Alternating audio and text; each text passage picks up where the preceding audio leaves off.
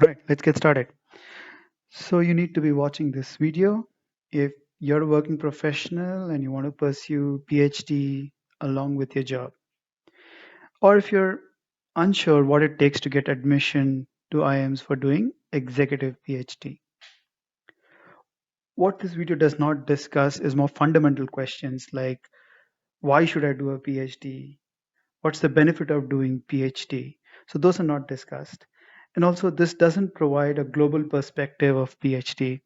This is focused on the Indian Institute of Management, IIMs in India, and how to get admissions into the executive PhD course. So I've divided this into 5 preparation areas.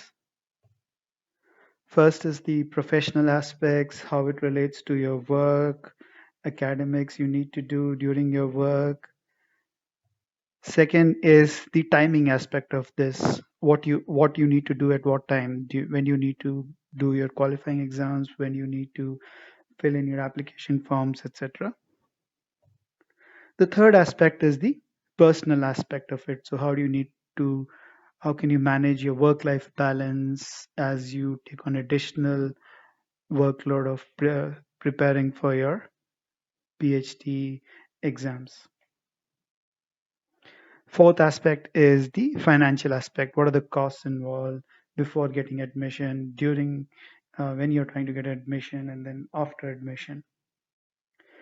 And the last aspect is the shortlisting of colleges, right? How I went about, what are the criteria you need to have, because shortlisting of colleges for executive PhD is not as straightforward as say it would be for MBA, where you would want to go for the top ranked college. So I'll discuss each of these 5 preparation areas in detail. So let's start with the professional area, right?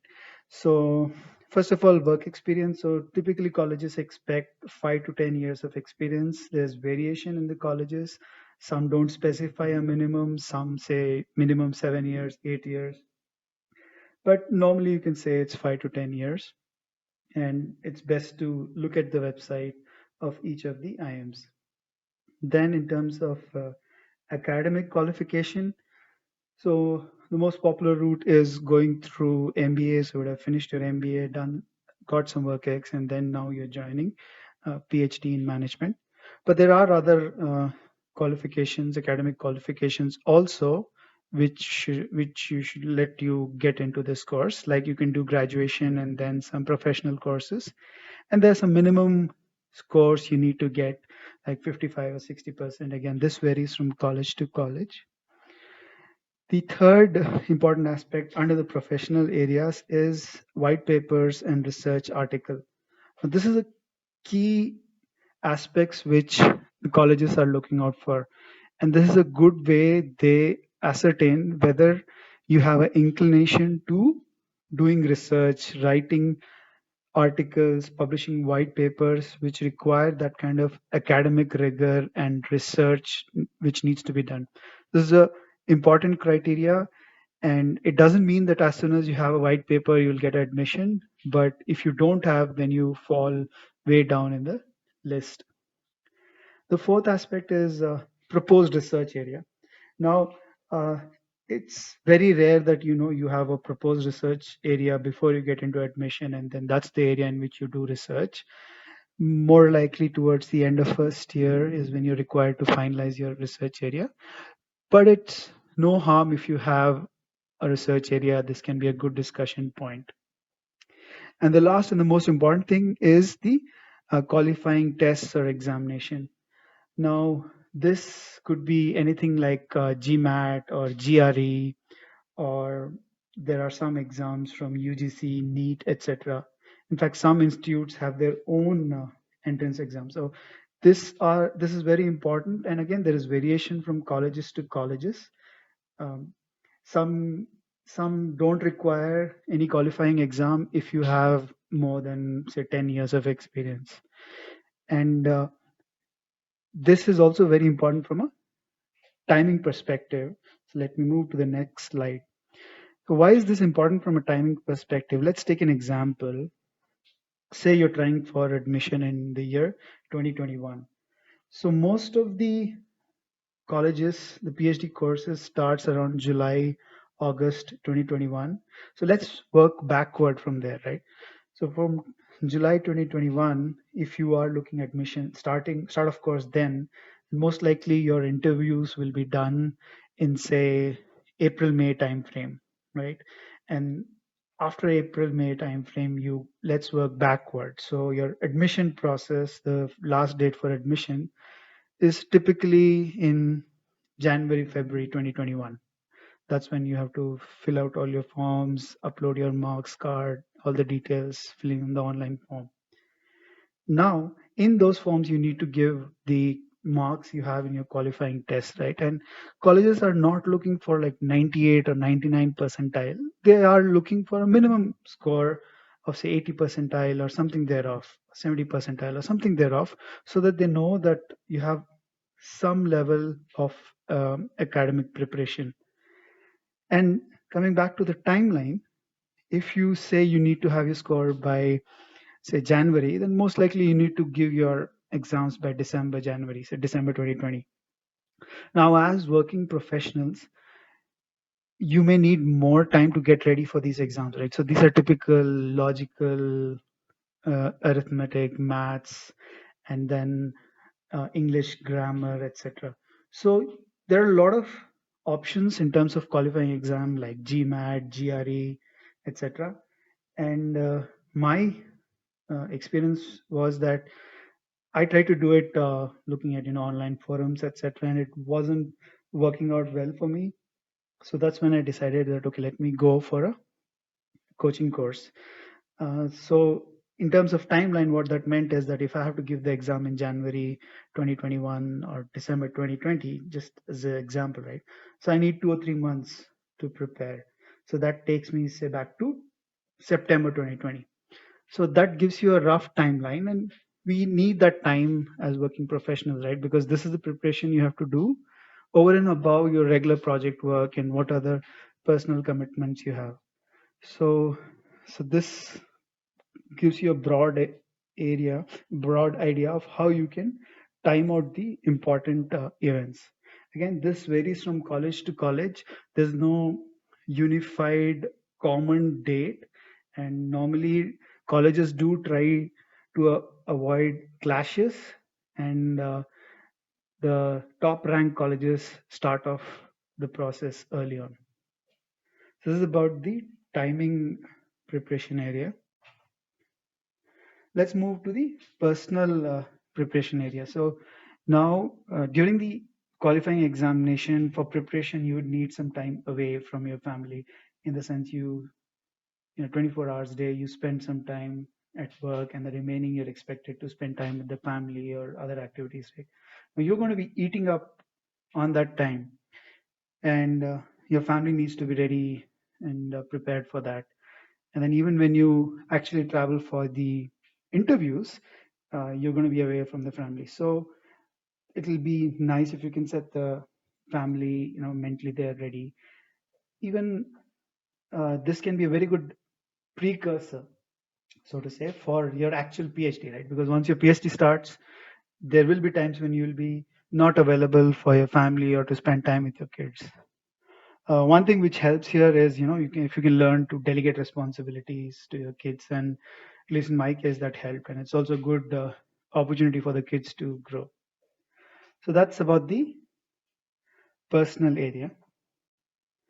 Moving on to the financial aspects of the admission. So pre-admission, you have to incur the cost of qualifying exams, and these are not low price. They go around 15-20,000. Like the GMAT, GRE, that's the price range. That's just for giving the exam. And if you want to get take help from a coaching class, that's another 15-20,000. And then there is travel and application cost, right? So typical application cost will be 2 or 3,000. But then you can't really apply just for one college, right? So if you apply for 5 or 6 college, it multiplies to a decent 20-30,000. And then you would have to travel based on where you get shortlisted to different colleges. And of course, you're working and you can't take trains and spend 3 days in travel. So you'll fly in and fly out. You'll have to stay there, accommodation. So all those costs will add up per college. So these are the cost pre-admission. Post-admission, the biggest chunk is the college fees, right? So this goes into lakhs, and the way the fees is structured is first year is where you have to pay most of the fees, which is into 5 lakhs or 10 lakhs based on what the college is, and then the second, third, fourth year it's more like 50,000 or so per year. And some colleges are a bit liberal. They allow you to pay the first year fee in 2 or 3 installments. But some colleges are very firm that before you join, you need to pay the full amount. So this is the big ticket item which goes into 5 to 10 lakhs. And then of course for the classes, there'll be you have to travel to the college again. Most likely you will fly in, fly out, and there's also stay at the college. So all these costs you'll have to factor in post admission. So let's move to the last preparation area, which is the college shortlisting. And I'll share how I shortlisted the colleges in the next slide. But what you need to understand here is the shortlisting is very important because not all IIMs offer executive PhD, right? So your first criteria or first cut is to find out which IIMs do offer executive PhD. And then even if the colleges are offering PhD, they may be offering in an area which is not of your interest. Like for me, it is I am doing in IT.